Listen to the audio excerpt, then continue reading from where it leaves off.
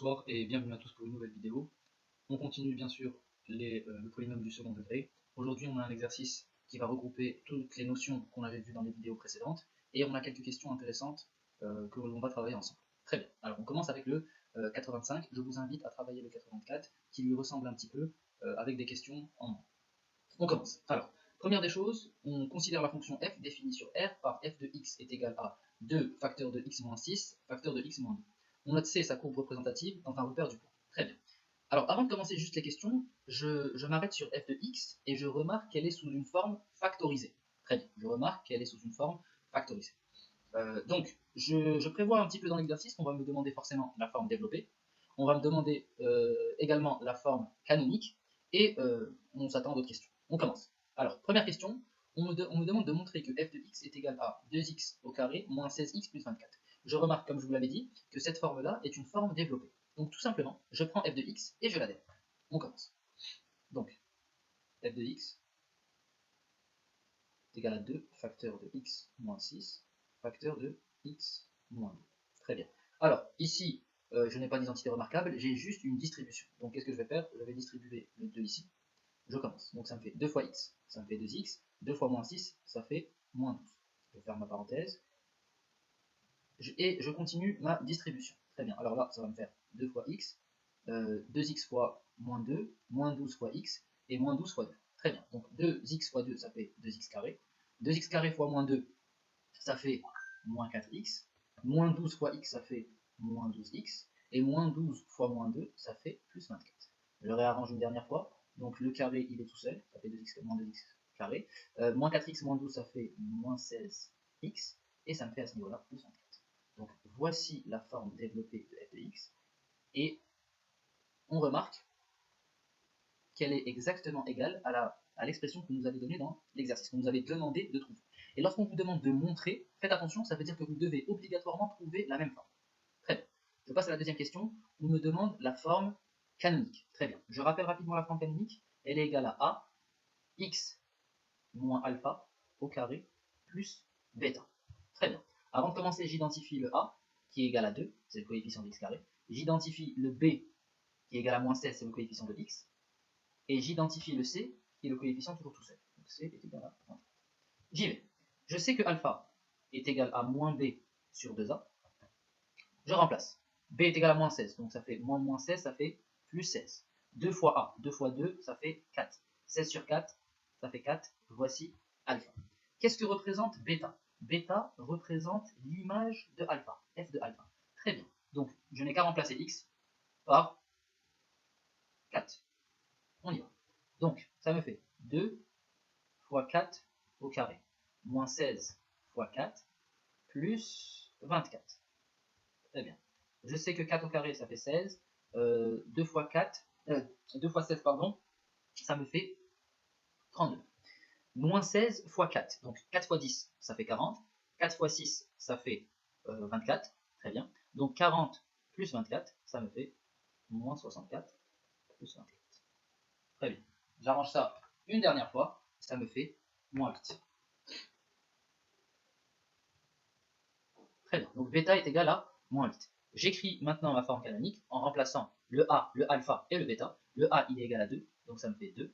Le x, je ne le remplace pas. Moins alpha, alpha est égal à 4, donc ça fait moins 4. Au carré, moins 8. Et ça, qu'est-ce que ça représente? Ça représente la forme canonique de f de x. Je peux faire encore une dernière chose, c'est factoriser cette expression-là. Ce n'est pas demandé, mais peut-être que vous aurez l'occasion, vous devrez le faire dans certains exercices, donc on le fait ensemble. Donc là, qu'est-ce que je remarque?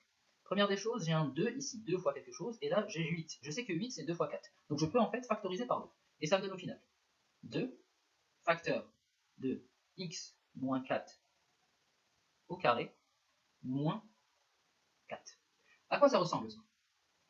À l'intérieur. À quoi ça ressemble? Ça ressemble à une identité remarquable, non?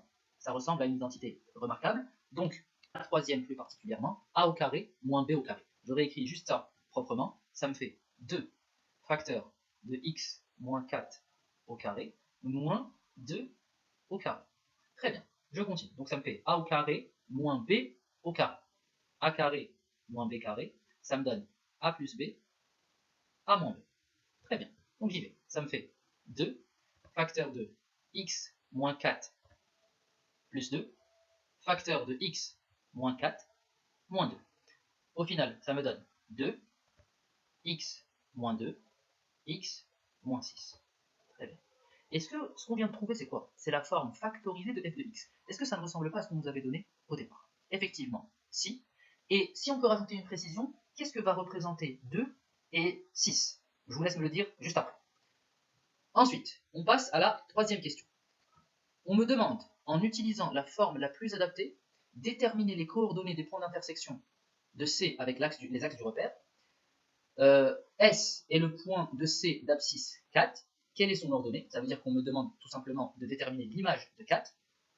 On me demande les antécédents de 24 par la fonction. Et on me demande de montrer que f de x est supérieur ou égal à moins 8. Très bien, je garde ça en tête et j'y vais. Première des choses, on me demande de déterminer l'intersection de la courbe avec les axes du repère. Alors, on sait très bien qu'on a deux axes. C'est l'axe des x et l'axe des y. Très bien. Comment déterminer l'intersection entre l'axe des x, on commence avec l'axe des x, et la courbe? Alors, en fait, c'est tout simple. Résoudre l'équation f de x est égal à 0 revient à déterminer les points d'intersection entre la courbe et l'axe des abscisses. Rappelez-vous, pour déterminer l'intersection entre la courbe et l'axe des abscisses, vous résolvez f de x est égal à 0. Et ça nous permet de trouver les solutions. Alors on y va. À votre avis, quelle est la forme la plus intéressante à utiliser? Lorsque vous avez une équation nulle, utilisez tout le temps la forme factorisée. Ça sera la plus simple. Alors on y va. J'utilise la forme factorisée. 2 facteur de x moins 2 facteur de x moins 6 est égal à 0. Comment j'appelle ça? J'appelle ça une équation produit nulle. Pourquoi une équation? Parce que j'ai une égalité. Produit parce que j'ai une multiplication. Nul parce que j'ai un 0 de l'autre côté. Très bien. Et pour résoudre ce type d'équation, c'est extrêmement simple. Pour que l'expression soit nulle, il faut que l'un des facteurs s'annule. Donc, j'y vais. Soit 2 va être égal à 0, et c'est impossible. Soit x moins 2 est égal à 0, donc x va être égal à 2. Soit x va être égal, x moins 6 est égal à 0, donc x sera égal à 6. Donc f de x est égal à 0, a pour solution x est égal à 2, et x est égal à 6. Qu'est-ce que ça veut dire concrètement? Ça veut tout simplement dire que la courbe, qui est la parabole représentative de mon polynôme du second degré, va toucher l'axe des abscisses. Va toucher l'axe des abscisses à quel niveau? En x est égal à 2, et en x est égal à 6. Très bien, je continue. Je vais maintenant déterminer l'image de l'abscisse 4. Très bien. Alors, qui dit calcul d'image, je vais donc calculer f de 4. Lorsque vous calculez une image, la forme la plus adaptée, c'est la forme développée. Alors, pour la forme développée, elle est où? Elle est un peu plus haut. C'est 2x carré moins 16x plus 24. On y va.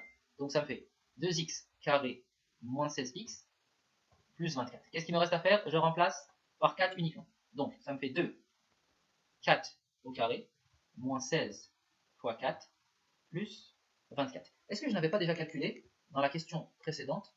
Si, j'avais effectivement calculé f de 4 qui était égal à alpha, et f de 4, au final, j'avais obtenu moins 8.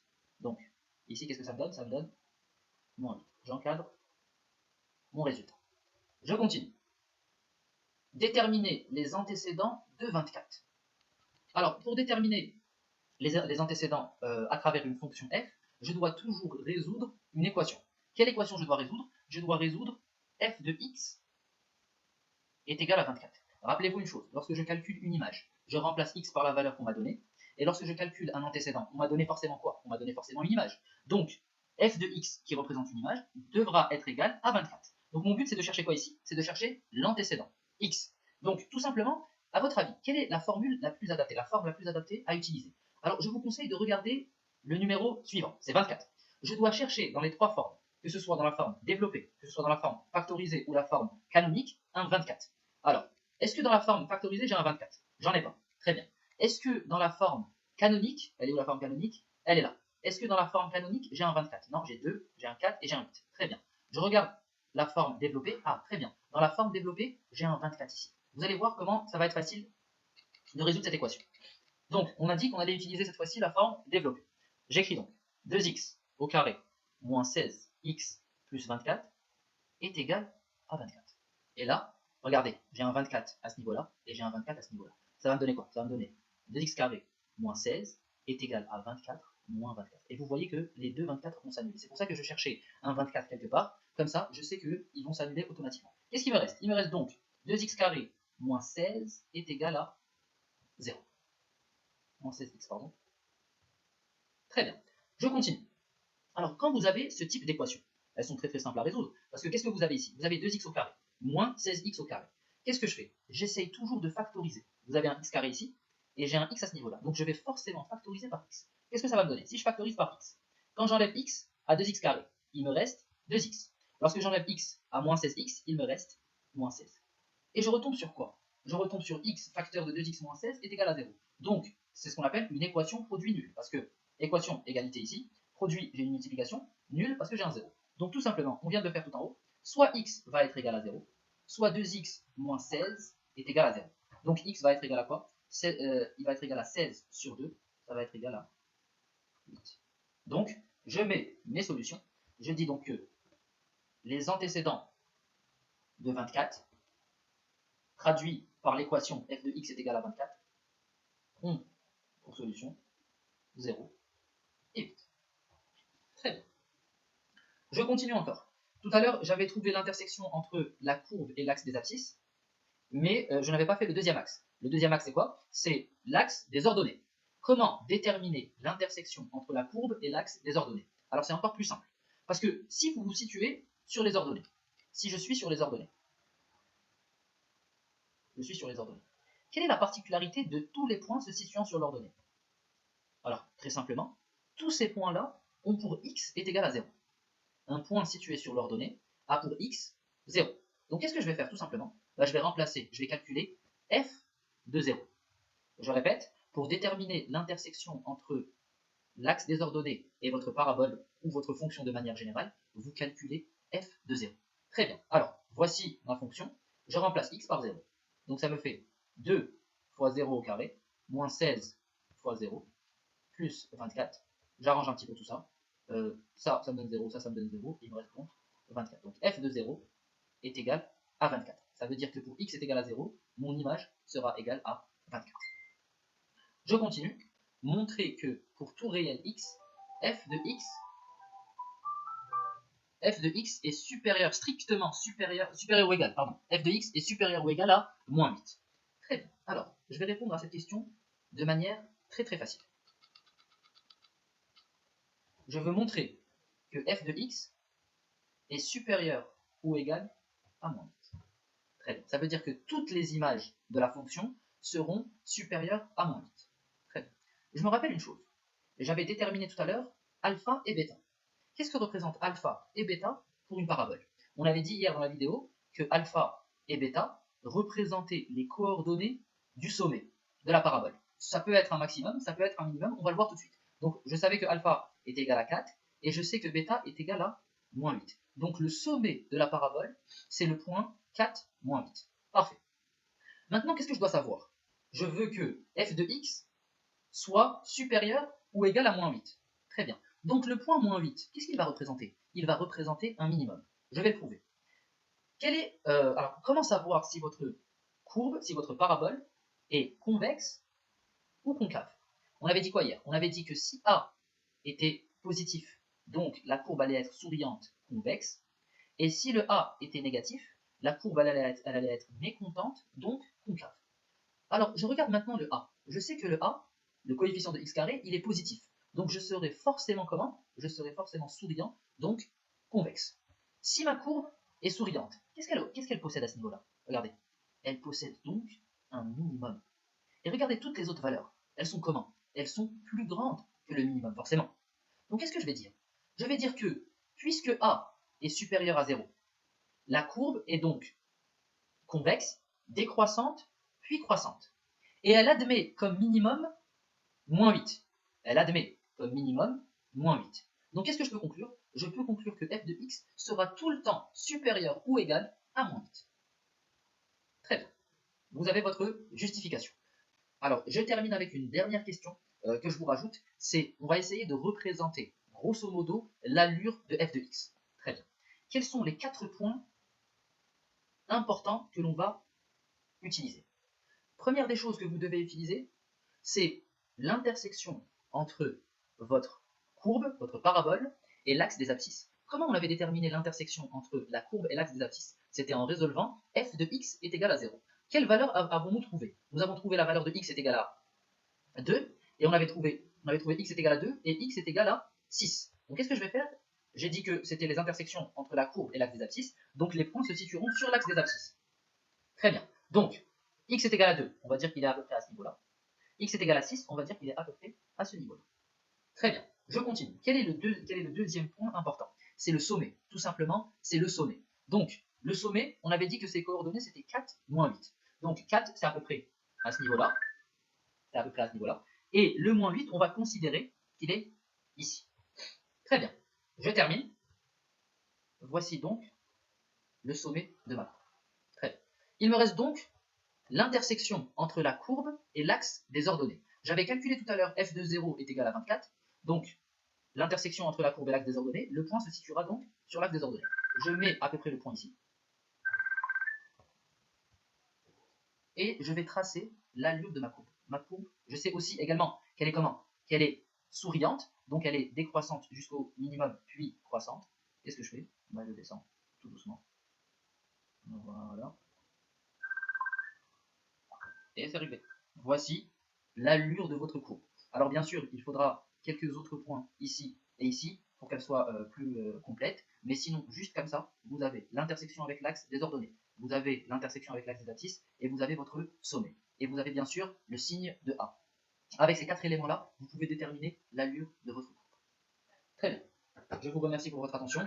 Je se retrouve demain pour une nouvelle vidéo. Ça sera, Inch'Allah, les polynômes du 3e degré. Bon courage.